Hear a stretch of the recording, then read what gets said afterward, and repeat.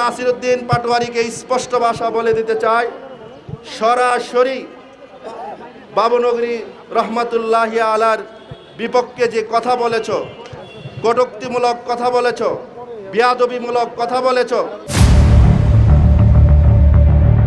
রাজধানীর রাজনীতিতে রোববার এক অভিনব দৃশ্যের জন্ম হয়েছে, যাকে রাজনীতির ভাষায় বলা যায় নিজের সমালোচনায় সশরীরে হাজিরা।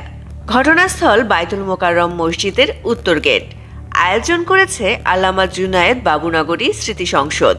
উদ্দেশ্য, নাসিরউদ্দিনের এক বক্তব্যকে মিথ্যাচার ও কুরুচিপূর্ণ দাবি করে তার বিরুদ্ধে প্রতিবাদ।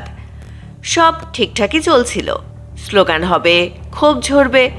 এমন সময় হঠাৎ জনতার ভিড় ফুঁড়ে সামনে এসে দাঁড়ালেন স্বয়ং অভিযুক্ত নাসিরউদ্দিন পাটোয়ারী। বিক্ষোভকারীরা তখন দ্বিধায়, এখন স্লোগান দেব না মাইকে তাকে বক্তব্য দিতে দেব। নাসিরউদ্দিন অবশ্য সুযোগ নষ্ট করেননি।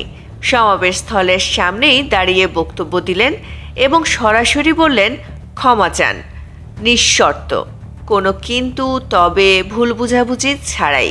পরে বিষয়টি সামাজিক যোগাযোগ মাধ্যমে ছড়িয়ে পড়লে শুরু হয় বিশ্লেষণ উৎসব।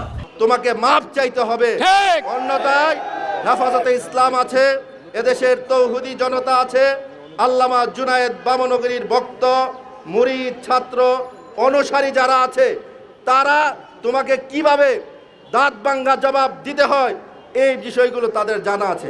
যদি আমার এটা নিয়ে সবাই ক্ষুব্ধ হয় তাহলে আমি দুঃখ প্রকাশ করছি। যেভাবে মিছিল মিটিং করা হচ্ছে, আমি ওনাদের সাথে কথা বলতে আসলাম, তারা সে আমার বক্তব্যটা নিল না। কারো মতে এটা তো খাঁটি রাজনৈতিক স্ট্যান্ড, আবার কারো কাছে ভিন্ন মতের প্রতি সম্মান। এটাই তো হওয়া উচিত রাজনীতি। নিজের অবস্থান পরিষ্কার করতে নাসিরউদ্দিন পরে ফেসবুকে লিখলেন, আমার কথায় বা আচরণে যারা মনোকষ্ট পেয়েছেন তাদের কাছে আমি আন্তরিকভাবে নিঃশর্ত দুঃখ প্রকাশ করছি।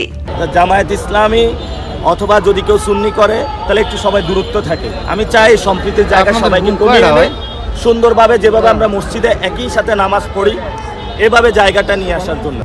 রাজনৈতিক অঙ্গনে এখন গুঞ্জন, আগামী দিনে কি আমরা আরও নতুন দৃশ্য দেখব? নিজের বিরুদ্ধে মানববন্ধনে নিজেই ব্যানার ধরবেন, প্রতিবাদ মিছিলে নিজেই পানি বিতরণ করবেন। রাজনীতিতে সবাই কথা বলে, কিন্তু নিজের বিরুদ্ধে বলা কথার মুখোমুখি হতে পারা, সেটা আলাদা সাহস। MCTV US।